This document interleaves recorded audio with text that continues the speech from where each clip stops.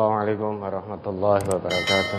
Waalaikumsalam warahmatullahi wabarakatuh. Mari dimulai. Bismillahirrahmanirrahim. Ada pertanyaan dari Profesor Ustaz Marjono. Mohon penjelasan Quran surat Hud ayat 47. Dibaca ayatnya, ayat 47. Quran surat Hud. Quran surat Hud surat ke-11 ayat 47. Qala rabbi inni a'udzu bika an as'alaka ma laysa li bihi 'ilm wa illa taghfirli wa tarhamni akum minal khasirin. Nuh berkata, "Ya Tuhanku, sesungguhnya aku berlindung kepada Engkau dari memohon kepada Engkau sesuatu yang aku tidak mengetahui hakikatnya. Dan sekiranya Engkau tidak memberi ampun kepadaku dan tidak menaruh belas kasihan kepadaku, niscaya aku akan termasuk orang-orang yang merugi." Ini pertobatan Nabi Nuh kepada Allah. Kisah Nabi Nuh di dalam Quran surat Hud itu dimulai dari ayat 25 sampai ayat 48. Nanti kalau Bapak Ibu ingin mengetahui kisah Nabi Nuh dalam Quran surat Hud, nanti di rumah bisa nanti dibaca, dipahami ayat 25 sampai 48. Kalau kisah Nabi Nuh itu kita minta beliau Ustaz Marjono membacakan, khawatir kecapean nanti. Karena dari ayat 25 sampai ayat 48. Ayat 47 itu bentuk penyesalan, bentuk pertaubatan Nabi Nuh kepada Allah. Yang mana karena ketidaktahuan Nabi Nuh saat beliau mengetahui putranya mati tenggelam karena banjir, mati tenggelam beserta orang-orang yang kafir kepada Allah, maka secara manusiawi Nabi Nuh merasa bersedih hati. Sehingga saat mengetahui putranya tenggelam bersama orang-orang kafir, Nabi Nuh memohon kepada Allah di ayat 45-nya. Wa nada Nuhur rabbahu faqala rabbi inna bni min ahli wa inna wa'dakal haqq wa anta ahkamul hakimin. Itu dimulai lebih detailnya dari ayat 42. Saat terjadi dialog antara Nabi Nuh dengan putranya. Wa yatajri bihim fi maujin kal jibal. Wa nada Nuh ibnahu wa kana fi ma'zilin ya bunayyar kam ma'na wa la takum ma'al kafirin. Dan bahtera itu, kapal itu membawa mereka, Nuh dan umatnya, berlayar di atas ombak yang menggulung laksana gunung, saking tingginya ombaknya. Di saat itu Nabi Nuh mengajak putranya. Saat itu putranya berada di satu tempat terpencil, wa kana fi ma'zilin ya bunayyar kam ma'na wala takum ma'al kafirin. Wahai ananda sayang, naiklah bersama kami dan janganlah kamu bersama orang-orang yang kafir menentang Allah. Tapi dasar putra Nabi Nuh itu bergudul, hatinya keras, tertutup. Sekalipun yang menyeru adalah ayahnya yang menjadi seorang rasul, utusan Allah, pembawa kebenaran dari Allah. Namun ternyata hati itu merupakan urusan individu dengan Allah. Seorang ayah yang diangkat oleh Allah sebagai Rasul pun tidak bisa memberi hidayah kepada putranya. Maka saat Nabi Nuh menyeru putranya sampai detik-detik akhir, namun saat itu putranya tetap dalam kekafiran, membangkang, durhaka terhadap seruan ayahnya yang mana beliau seorang Rasul.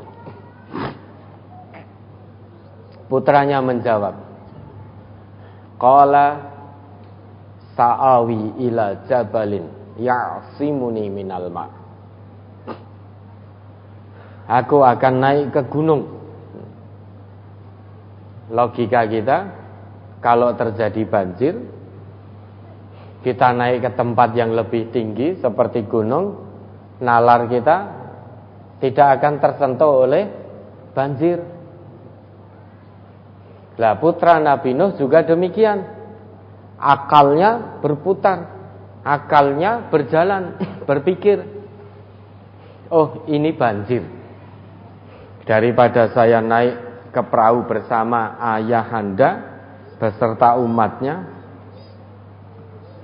lebih baik saya naik ke gunung, tempat yang tinggi. Niscaya ya'simuni minal ma'. Gunung itu akan melindungiku dari air bah. Ditegaskan oleh Nabi Nuh, tentu berdasarkan petunjuk dari Allah. La 'asimal yauma min amrillah illa marrahim, ayat 43-nya. Hari ini tidak ada yang dapat melindungi dari banjir ini, dari perkara Allah, dari urusan Allah ini, yaitu banjir, kecuali illa marrahim, hanya Allah yang maha penyayang. Di tengah-tengah terjadi dialog antara Nabi Nuh dengan putra beliau. Wa hala bainahumal mauju fakana minal mughraqin. Ombak besar menjadi penghalang antar keduanya, sehingga Nabi Nuh dan putra beliau dipisahkan oleh ombak besar yang datang menggulung. Fakana minal mughraqin. Maka putra Nabi Nuh tenggelam, mati tenggelam bersama orang-orang yang kafir.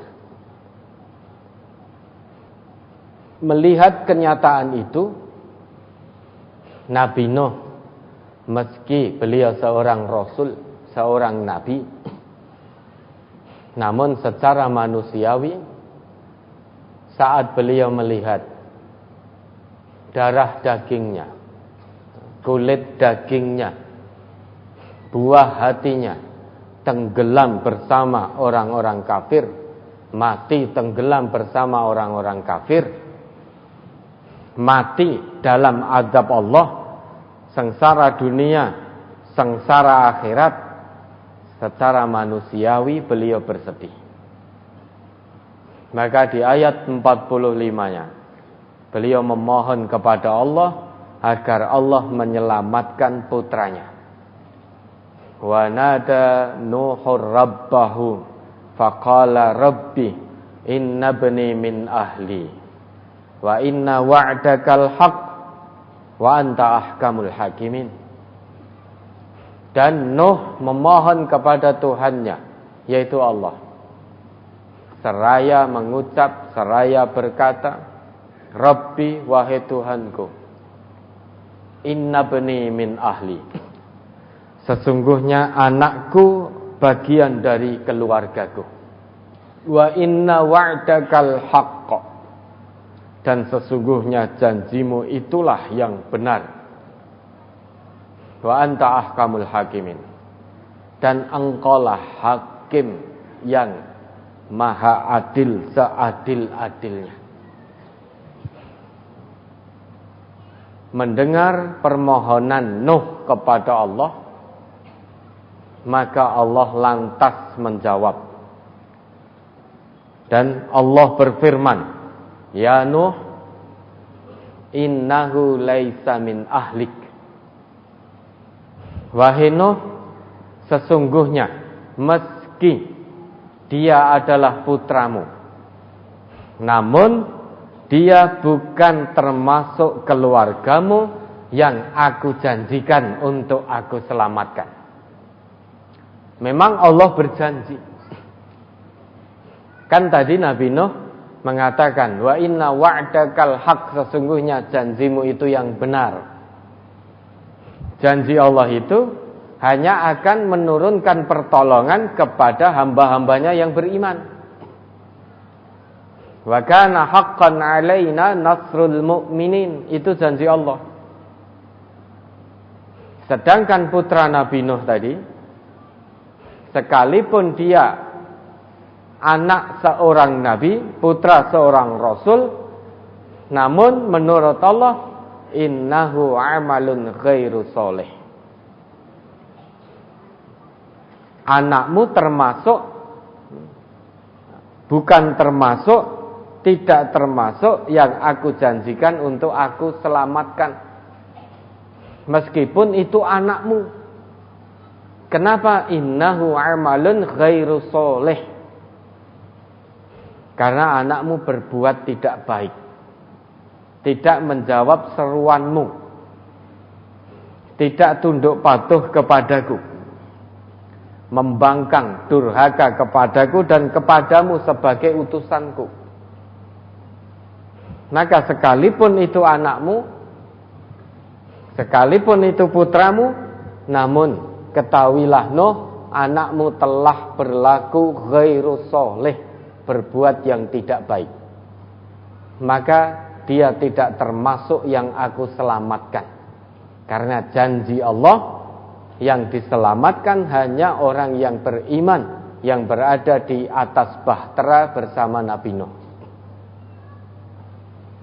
Kemudian Allah tegaskan, oleh karena itu, fala tas'alni ma laisa laka bihi ilmun. Oleh karena itu, wahai Nuh, janganlah kamu memohon kepadaku dengan sesuatu yang kamu sendiri tidak tahu hakikatnya. Karena hakikat anakmu, sungguh anakmu akan sengsara. Di dunia menerima azab dari Allah, di akhirat mendapatkan siksa bertubi-tubi dari Allah berkepanjangan. Maka janganlah kamu memohon kepadaku dengan sesuatu yang kamu tidak tahu hakikatnya. Meskipun secara manusia, Nabi Nuh tadi merasa bersedih. Dalam bahasa Jawa, gerantes. Melihat anaknya mati dalam kekafiran, sengsara dunia, sengsara akhirat. Maka beliau sebagai seorang Rasul mencoba memohon kepada Allah agar putranya diselamatkan dari siksaan akhirat. Maka ditegaskan oleh Allah, jangan kamu meminta kepadaku, jangan memohon kepadaku tentang sesuatu yang kamu tidak tahu hakikatnya. Wa inni a'idzuka alla takuna minal jahilin. Dan sungguh aku, kata Allah, memberi pengajaran kepadamu, wahai Nuh, agar kamu tidak menjadi orang yang tidak berpengetahuan. Karena Nabi Nuh diangkat oleh Allah sebagai Nabi, seorang Rasul, maka Allah berikan pengajaran agar beliau tidak menjadi orang yang tidak berpengetahuan. Dengan kata lain, permohonan Nabi Nuh agar putranya diselamatkan, putranya yang mati dalam kekafiran tadi diselamatkan oleh Allah, permohonan itu dinilai oleh Allah, Nabi Nuh tidak memiliki pengetahuan tentang itu. Maka itu satu kesalahan fatal. Permohonan Nabi Nuh kepada Allah dinilai oleh Allah sebagai satu kesalahan. Maka karena beliau seorang Nabi, seorang Rasul, diingatkan oleh Allah. begitu menerima apa yang menjadi ketetapan Allah. Karena Nabi Nuh seorang rasul, beliau langsung bertobat, menyadari kekeliruannya, menyadari kesalahannya. Nah, bentuk pertobatan Nabi Nuh itulah yang diabadikan oleh Allah dalam Quran surat Hud ayat 47 itu. Ya, Nabi Nuh ngendika, Nabi Nuh mengatakan, qala rabbi, wahai Tuhanku, inni a'udzubika an as'alaka ma laisa li bihi ilmun wa illa taghfirli wa tarhamni akum minal khasirin. Wahai Tuhanku, sesungguhnya aku berlindung kepadamu dari memohon kepadamu sesuatu yang aku tidak tahu hakikatnya. Dan jika engkau tidak ampuni aku, wahai Tuhanku, dan tidak rahmati aku, tidak kasihani aku, niscaya aku termasuk orang-orang yang rugi. Itu Nabi Nuh. Begitu menyadari kekeliruannya, karena itu ketetapan Allah. Ketetapan Allah itu ketetapan tertinggi. Siapapun tidak bisa menolak, siapapun tidak bisa menawar, sekalipun itu seorang rasul. Tidak punya hak apapun, tidak punya kewenangan apapun untuk menawar, untuk menolak apa yang menjadi ketetapan Allah. Kewajiban beliau tidak lain dan tidak bukan hanya taslim kepada ketetapan Allah, sekalipun itu anak beliau. Ini ibrah, pelajaran yang sangat istimewa yang bisa kita ambil sampai Allah abadikan dalam Al-Quran. Sesuatu yang Allah abadikan dalam Al-Quran ini agar generasi berikutnya bisa mengambil ibrah. Seandainya anak kita tidak iman kepada Allah, mati dalam kekafiran, maka tidak boleh bagi kita memohonkan ampun dosa-dosa anak-anak kita. Kenapa? Karena anak kita berbuat dengan perbuatan yang tidak soleh. Sekalipun darah daging kita, sekalipun buah hati kita, namun jika mati dalam kekafiran, maka haram hukumnya kita mendoakan, memohonkan ampun anak-anak kita yang mati dalam kekafiran. Maka qu anfusakum wa ahlikum naro. Biar kita tetap diizinkan oleh Allah mendoakan keluarga yang kita cintai yang sudah meninggal, maka usahakan keluarga kita ini menjadi keluarga yang taat kepada Allah, menjadi seorang muslim, menjadi seorang mukmin, sehingga nanti apabila orang tua meninggal atau kita meninggal, anak-anak kita meninggal, kita pun masih diizinkan oleh Allah untuk memohonkan ampun atas dosa-dosa yang telah dilakukan oleh orang-orang yang kita cintai. Ya, maka Nuh bertobat, wa illa taghfirli, dan jika engkau tidak ampuni aku, wahai Allah, wa tarhamni, dan jika engkau tidak rahmati aku, wahai Allah, akum minal khasirin, sungguh aku pasti termasuk orang-orang yang merugi. Nabi Nuh menyadari sepenuh hati bahwa permohonan beliau kepada Allah agar anaknya diampuni dosa-dosanya oleh Allah itu satu kesalahan di sisi Allah. Begitu menyadari itu satu kesalahan, maka beliau langsung bertobat mohon ampun kepada Allah. Ini ibrah, pelajaran. Ini maksud dari Quran surat Hud ayat 47, yaitu pertobatan Nabi Nuh karena telah memohon kepada Allah tentang sesuatu yang Nabi Nuh tidak tahu hakikatnya, terkait dengan putra beliau yang mati binasa tenggelam dalam kekafiran. Kesudahannya sengsara dunia, sengsara akhirat. Sekalipun itu putra Rasul, putra Nabi, namun ternyata Yang namanya hati, yang namanya hidayah, itu urusan Allah dengan individu masing-masing. Seorang Rasul pun tidak mampu, tidak kuasa untuk memberi hidayah kepada buah hatinya. Yang namanya hidayah itu hanya urusan Allah dengan individunya. Maka Nabi pun juga demikian. Oleh Allah diberitahu, diberi pendidikan dan pengajaran bahwa engkau Muhammad tidak akan bisa memberikan hidayah pada orang yang kamu cintai. Tetapi yang namanya hidayah Allah, hidayah itu mutlak kuasa Allah, mutlak kewenangan dari Allah. Kewajiban kita hanya menyampaikan apa yang menjadi kebenaran dinullah.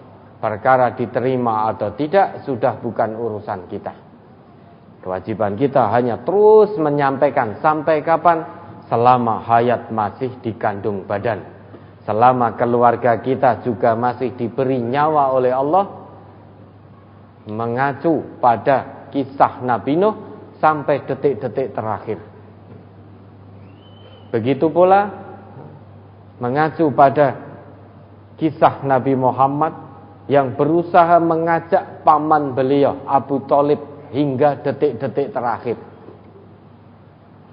Namun sampai meninggal pun paman Nabi yang bernama Abu Thalib, yang senantiasa membela Nabi dari intimidasi kaum musyrik, kaum kafir Quraisy, meski membela dakwah Nabi, namun ternyata sampai meninggalkan dunia yang fana, sampai akhir hayat beliau tidak mau menyatakan keimanannya kepada Allah dan juga kepada Rasulullah. Maka selama hayat masih dikandung badan, selama itu kita berusaha untuk mengajak keluarga kita taat, tunduk, patuh kepada Allah. Biar kita tidak menyesal di kemudian hari. Ada anggota keluarga yang kita cintai meninggal dalam keadaan tidak beriman kepada Allah, sehingga kita dilarang oleh Allah memohonkan ampun atas dosa-dosa yang telah dilakukan. Lebih-lebih yang meninggal adalah anak-anak kita, meninggal dalam kekafiran. Na'udzubillah. Ya, ada lagi?